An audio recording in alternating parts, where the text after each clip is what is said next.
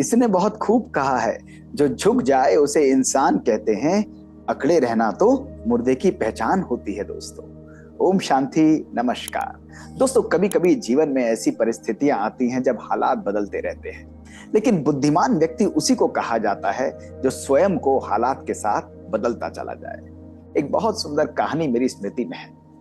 एक बारी की बात है कि एक छोटा सा बच्चा अपने पिताजी के साथ सर्कस गया, और जैसे ही वो सर्कस में घुस रहा था तो वहां उसने देखा कि बड़े बड़े जो एलिफेंट्स हैं, वो हाथी एक छोटी सी पतली सी रस्सी से बंधे हुए हैं। तो उसके पिताजी उसे अंदर ले जा रहे थे, लेकिन बच्चे ने पिताजी का हाथ पकड़ लिया और कहा कि पिताजी जरा रुक जाइए। उसने कहा, क्या हुआ बेटा? उसने कहा, पिताजी मुझे एक बात नहीं समझ में आ रही। उसने कहा, बताओ बेटा, क्या? उसने कहा, पिताजी ये हाथी इतना बलशाली है, इतना शक्तिशाली है, लेकिन आज जो है ये पतली सी रस्सी जिसके अंदर कोई भी दम नहीं, जो शायद मैं और आप भी तोड़ सकते हैं, उस रस्सी से बंधा हुआ है और वहीं पर स्थिर खड़ा है। ये कोशिश ही नहीं कर रहा कि इस रस्सी को ये तोड़ दे। ऐसा क्यों होता है? तो उसके पिताजी हंसने लग गए। उन्होंने कहा, बेटा, मैं तुम्हें एक बात सुनाता हूं कि जब ये हाथी पैदा होता है, छोटा होता है, तो उस समय पर इनका महावत जो है इनको छोटी सी रस्सियों से बांध कर रखता है। उस समय इनमें इतनी शक्ति नहीं होती कि वो उस रस्सी को भी तोड़ पाए, और रोज अपने आप को उस रस्सी से बंधा पाकर ये समझ जाते हैं कि हम इस रस्सी से कभी छूट नहीं पाएंगे।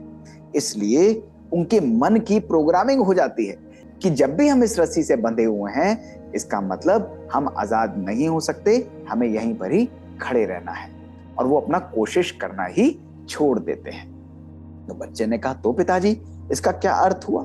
ये अर्थ हुआ कि हम अपनी शक्तियों का उपयोग नहीं करते। तो उसके पिताजी ने बड़े प्यार से उसके सर पर हाथ फेरा और कहा, बिल्कुल तुमने ठीक कहा बेटा।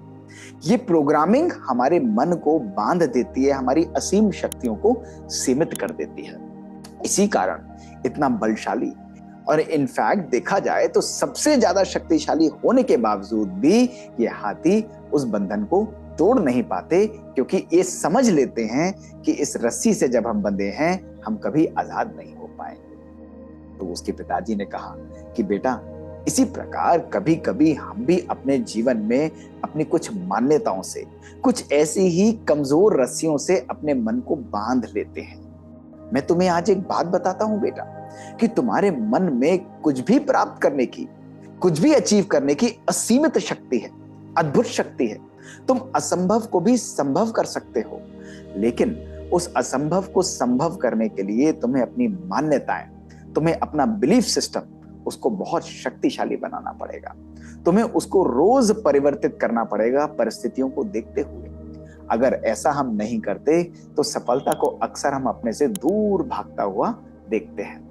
तो बेटा, जब भी तुम जीवन में कुछ प्राप्त करना चाहो तो अपने मन की शक्तियों को सदा पहचानो, सदा रियलाइज करो कि जो मैं चाहता हूं वो मेरा होकर ही रहेगा।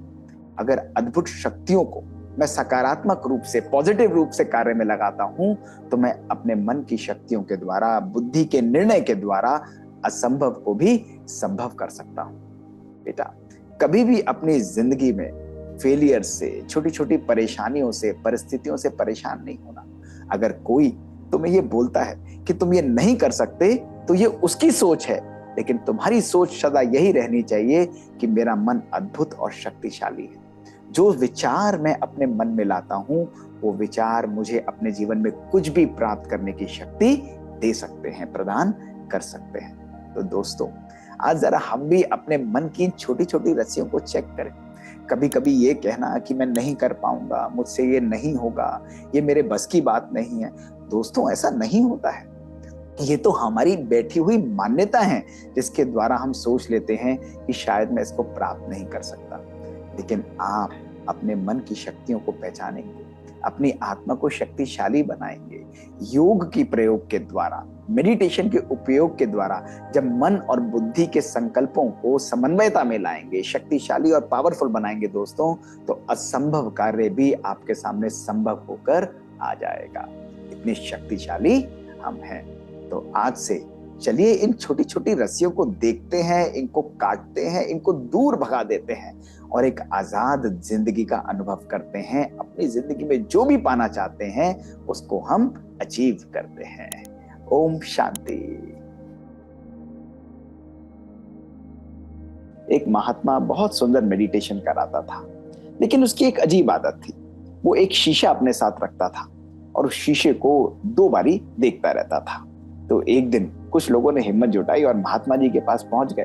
तो वो मुस्कुराने लगा। उसने कहा, आओ बैठो, मैं तुम्हें बताता हूँ। मेरे जीवन की सारी समस्याओं का जो कारण है वो कहीं बाहर नहीं है, वो स्वयं मैं हूं।